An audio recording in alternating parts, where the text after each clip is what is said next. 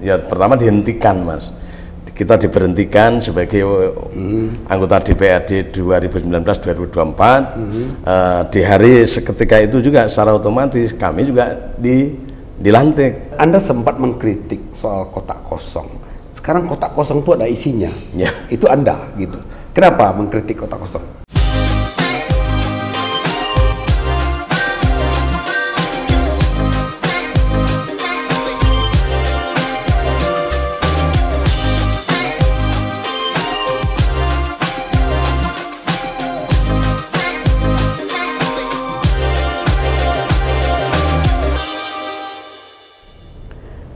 Saudara, politik, kata Albert Einstein, lebih sulit pada fisika.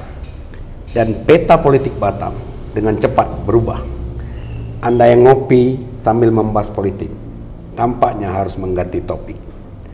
Sejak kecil, ia punya cita-cita yang sederhana, jadi centeng. Dan pertama ke Batam 32 tahun yang lalu, kerja serabutan di pabrik, di tempat hiburan, di Pujasera, dan karir politiknya dimulai dengan menjadi satgas di PDIP, dan kemudian ia menjadi ketua DPRD Batam 2 periode.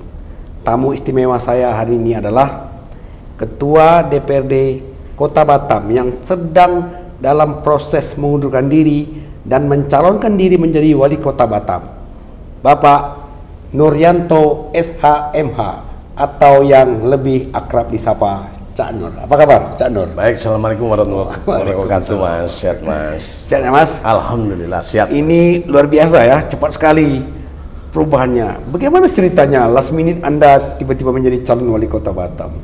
Ya, seperti yang Mas tahu ya, bahwa hidup itu mengalir, Mas.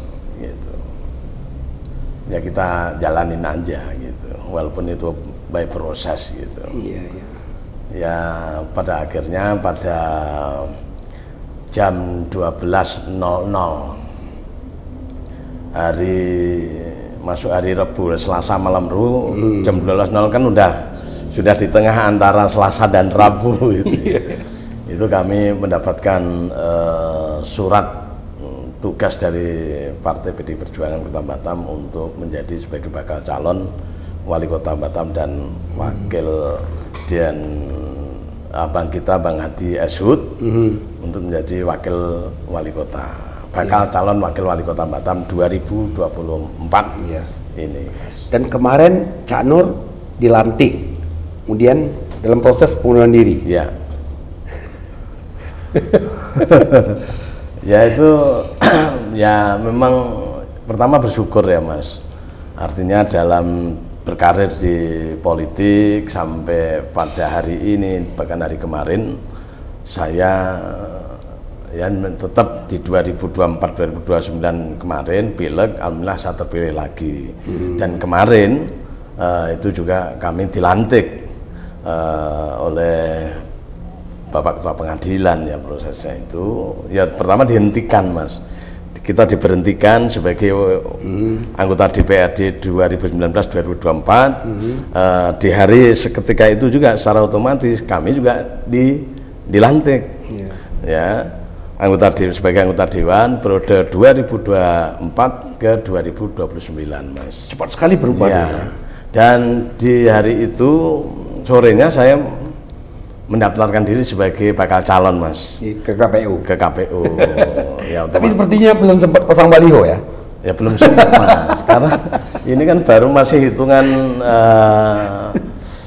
ya belum ada 36 jam toh, Mas, kita. Iya, gitu. Iya. Tapi kita sebagai kader, sebagai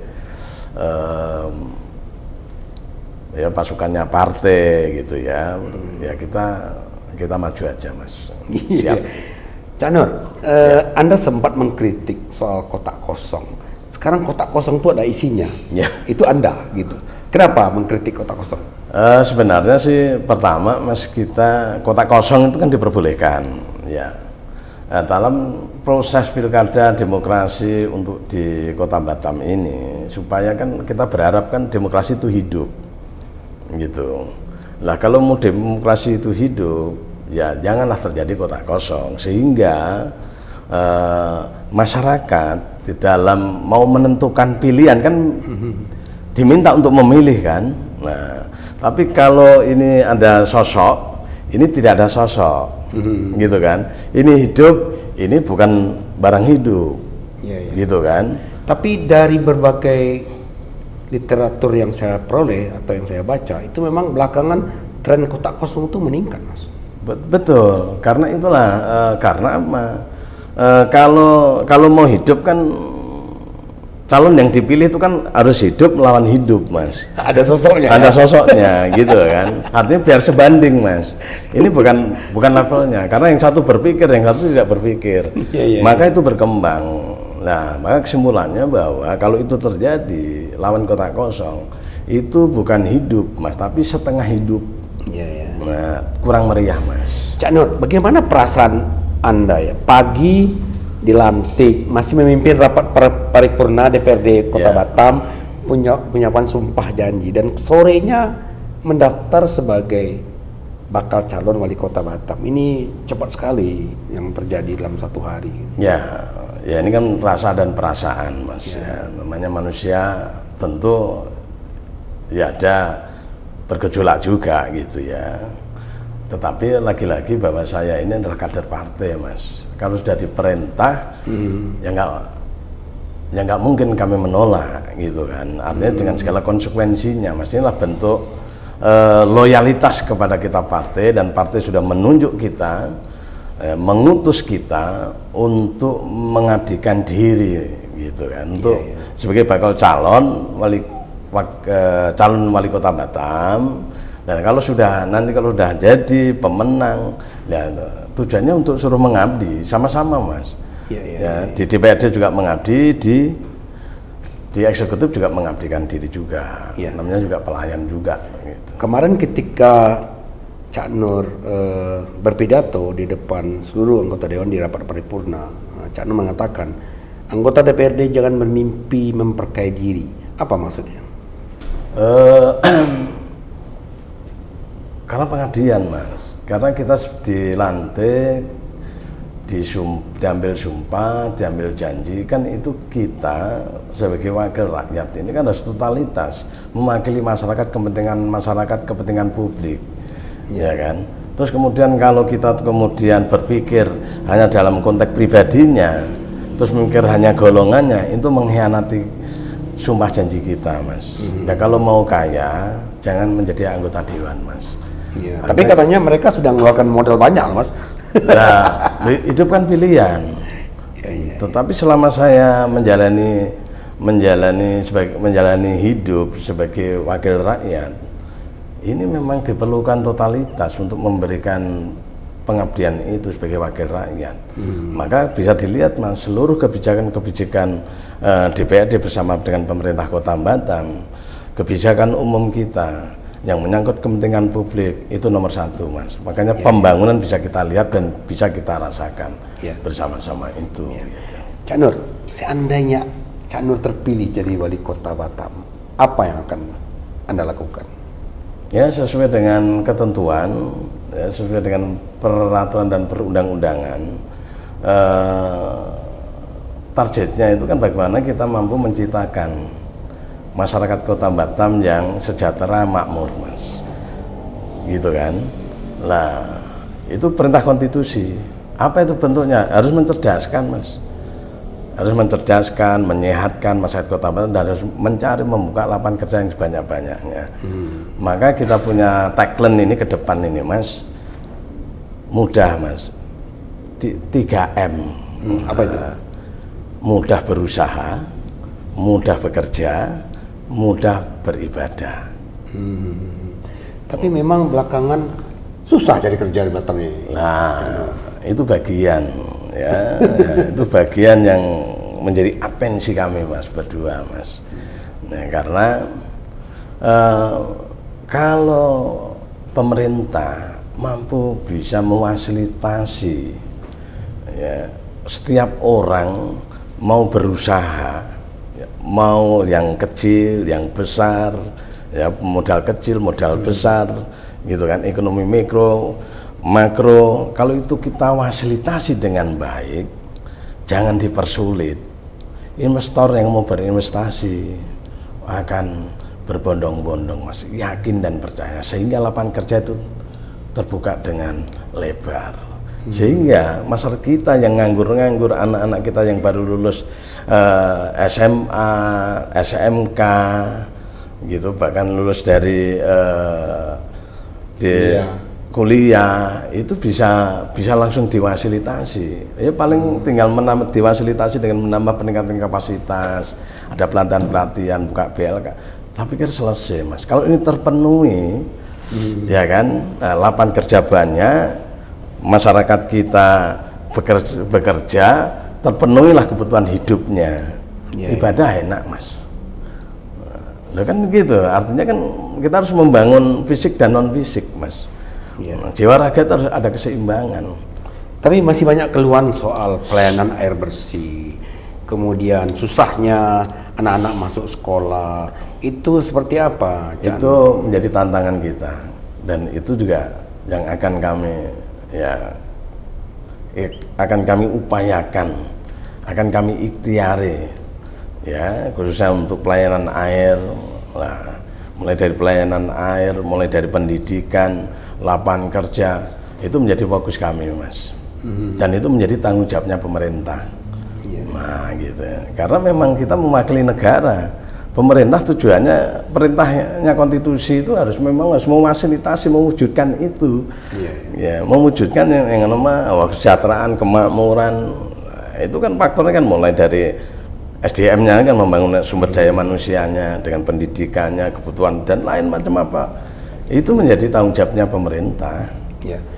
Cak Nur, saya ingin tahu kira-kira menurut Anda wali kota ke depan ini 2024 sampai 2029 ini, apakah masih ex officio kepala BP Batam? Sampai hari ini ya. Iya.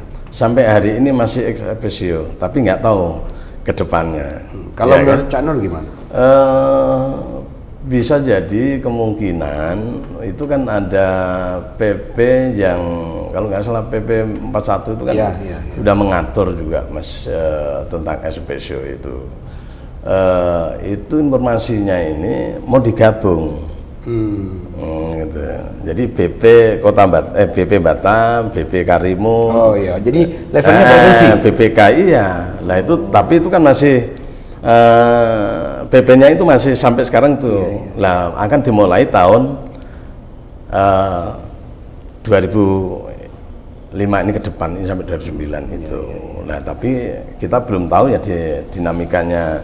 Itu kepentingannya pemerintah pusat kan, kita akan lihat gitu. Dalam perputaran waktu yang sangat cepat ini dari Cak Nur mencalonkan menjadi bakal calon wali kota Batam, kemudian langsung mendapat wakil Pak Hardi Hud, itu gimana ceritanya? Petunjuk dari Allah aja, Mas. Nah kita kan minta petunjuk hidup ini, ya kan? Alhamdulillah ada beberapa sahabat-sahabat kita yang saya kenal, rekan-rekan yang saya kenal itu menjadi pilihan gitu, Mas. Ada beberapa nama ya? Ada, tapi saya nggak sebutkan nama. Nah, terus kemudian ya kita minta petunjuk dari Allah. Ya ada beberapa alasan-alasan lah gitu. Kemudian kita kirim ke DPP. Nah DPP yang memutuskan intinya gitu. Langsung oke ya? Ya oke, gitu ya. Iya. Kemudian ini agak menarik ya. Cak Nur kan tetangga sama Pak Amsakar ya. Satu RT ya. Ya. Nanti apa warga sana nggak terbelah ya? Yang dukung Cak Nur, dukung Pak Amsakar. Kalau saya dengan Bang Amjakar ini secara pribadi, Mas, saya hormat sekali, beliau udah saya anggap kakak saya gitu. Nah selama kami bertugas di DPRD, ya, termasuk beliau kan 10 tahun juga sebagai wakil wali kota, hubungan kita sangat-sangat dekat. Nah saya juga tahu pribadinya beliau dan beliau juga tahu pribadi saya. Nah kebetulan beliau ini tetangga, Mas. Itu kalau 100 meter gitu. Makanya dari guyonan kita sama beliau ini, Nah waktu itu beliau tanya, Cak Nur, ini keputusan MK ini kayaknya Cak Nur potensi maju ini. Ya insya Allah, saya ngomong gitu kan. Oh tenang aja lah Kanda, kalau memang nanti kita sebagai mitra tanding dalam demokrasi ini, nah jangan khawatir, nanti siapapun yang menang kan wali kotanya KDA. Nah terus kemudian ya ada jok-jok gitu man. Saya kadang pikir ini bukan pilkada untuk wali kota, ini pilkada untuk pemilihan RT KDA. Jadi guyonan gitu. Ya. Tapi ngomong-ngomong Cak Nur, Anda siap menang siap kalah? Ya itu prinsip saya mas, ya namanya hidup itu ya bisa kalah bisa menang. Tapi saya selalu mempersiapkan diri saya itu dengan hal yang terburuk mas. Jika hal yang buruk, resiko apapun itu saya sudah mempersiapkan, apalagi kalau saya menang, saya akan jauh lebih siap. Iya kan?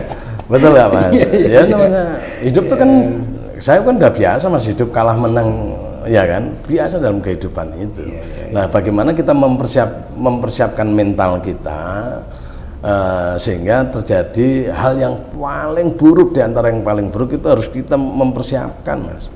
Nah, kalau itu udah kita siap dan mampu menerima bahwa ini adalah merupakan bagian ya kan dari hidup. Nah, apalagi kalau kita menjadi pemenang. Ya. Yang saya tahu Cak Nur ini memang memulai dari bawah, dari zero to hero, dari centeng kemudian bekerja di tempat hiburan. Betul. Preman betul, gitu. Mas, betul. Tapi kemudian jadi anggota dewan dan memimpin komisi 1 ya. Betul. Soal hukum, terus kuliahnya juga di hukum. Betul. Dan waktu itu Mas sempat bilang terkejut-kejut ketika belajar tentang hukum. Itu kenapa ya? Ya kita waktu waktu kita kuliah, sebelum masuk kuliah, kemudian kita memang di lapangan mas. Kan kita sudah banyak melakukan hal-hal yang dalam tanda kutip, padahal itu tidak boleh, itu melanggar. Tapi waktu itu kita banyak melakukannya, gitu kan? Karena memang waktu kita hidup di jalan, mas, kalau nggak berani nggak ada yang bayar kan? Iya kan? Nah, maka kemudian, tapi setelah kami menempuh jalan akademi, kita kuliah, setelah itu ya Masya Allah gitu mas. Tapi setelah ini mas, setelah kami lulus dan kita ya punya gelar sarjana sekarang hukum, jadi ketua alumninya Universitas Batam. Iya betul. Itu akhirnya membuka pikiran kita mas, ternyata memang hidup itu harus ada aturan. Gitu kan. Dan kalau aturan itu harus dipatuhi oleh semua, ya semua pihak lah. Terus cerita ketika pulang kampung lihat kan kartu nama ada Nuryanto SHMH, itu tidak banyak yang tidak percaya itu. Tidak ada yang percaya, dikira palsu.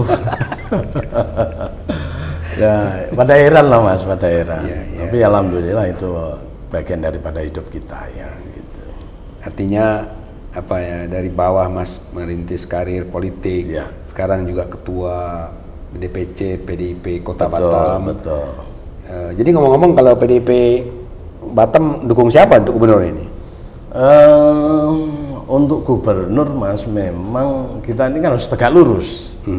Nah, dari Ibu Mega itu menginstruksikan, menugaskan kepada Bapak Muhammad Rudi dan Pak Ainur Rofiq untuk menjadi bakal calon gubernur dan wakil gubernur. Lah, karena ini perintah, ya tentu kami yang di tingkat DPC, nah ini wajib mas, wajib harus melaksanakan.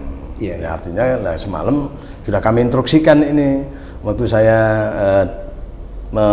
wawancara di KPU, saya katakan dan menghimbau kepada seluruh pengurus kader partai, simpatisan partai dan saya partai untuk tegak lurus. Nadi, Nuryanto dan Harihud harus linear dengan Bapak Haji Muhammad Rudi dan Bapak Ainur Rofiq mendukung memenangkan beliau sebagai gubernur. Ya. Itu wajib. Mas, ada satu yang saya teringat itu, bahwa siapapun nanti yang jadi wali kota, seandainya Mas terpilih ini, apa Mas juga melihat gitu, ada ketimpangan antara pembangunan mainland Kota Batam dengan pulau-pulau gitu.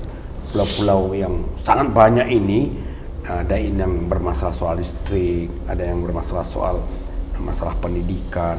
Ini seperti apa ke depan kalau seandainya Mas terpilih? Mas, kalau terpilih, saya ini kan menjadi wali kota dan wakil wali kota di Kota Batam.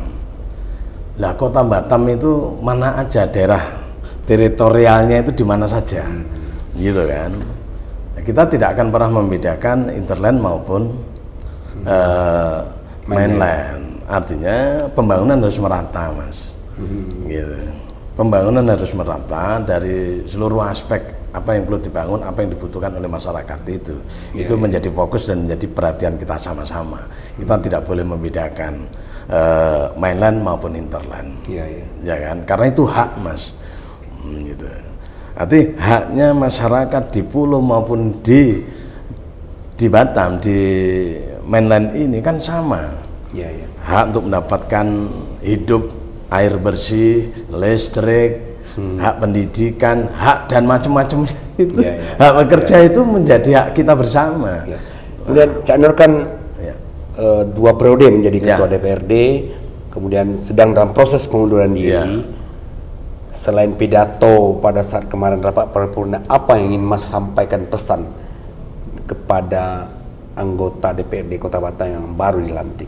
Ya, cepat segera menyesuaikan diri, cepat lakukan, nanti kan ada seperti orientasi, Mas. Jadi anggota DPRD yang baru itu ada orientasi, terus ada nanti ada pelatihan, dilatih untuk peningkatan kapasitas, untuk mengetahui fungsi tugas DPRD itu seperti apa. Itu nanti dibimbing oleh pejabat dari Kementerian Dalam Negeri, Mas. Lah, jangan pernah malas, jangan malas mau tahu, gitu. Artinya jangan sampai menunggu 3 tahun baru tahu, jangan sampai. Dalam 1 tahun ini harus paham, tahu fungsi tugas sebagai wakil rakyat, sehingga langsung bekerja untuk kesejahteraan dan kemakmurannya masyarakat, Mas. Itu haknya masyarakat. Nggak boleh main-main. Dan harus totalitas menjadi wakil rakyat. Insya Allah kalau itu dilakukan, dia akan terpilih lagi. Apa yang ingin Mas sampaikan kepada masyarakat Batam dengan mendaftar menjadi calon wali kota Batam dan dalam proses pemilihan yang dalam 3 bulan lagi kita akan menghadapi pilkada? Ya, pertama mohon doa restunya dan ya mohon dukungannya, namanya juga pilkada, gitu kan. Penyelenggarannya ada, ya, pesertanya ada, terus yang memilih juga ada, bahkan yang dipilih juga sudah ada, tidak kotak kosong lagi, ya kan. Maka gunakanlah kecerdasan kita dan nurani kita untuk menentukan pilihan mana yang terbaik di antara yang paling baik, Mas. Oke. Terima kasih banyak Cak Nur atas waktunya. Semoga sukses. Dan saudara, saya pernah menyampaikan ini pada saat podcast dengan Cak Nur setahun yang lalu. Jangan pernah meremehkan seseorang, karena seseorang itu bisa menjadi apapun. Ikuti terus Socrates Talk.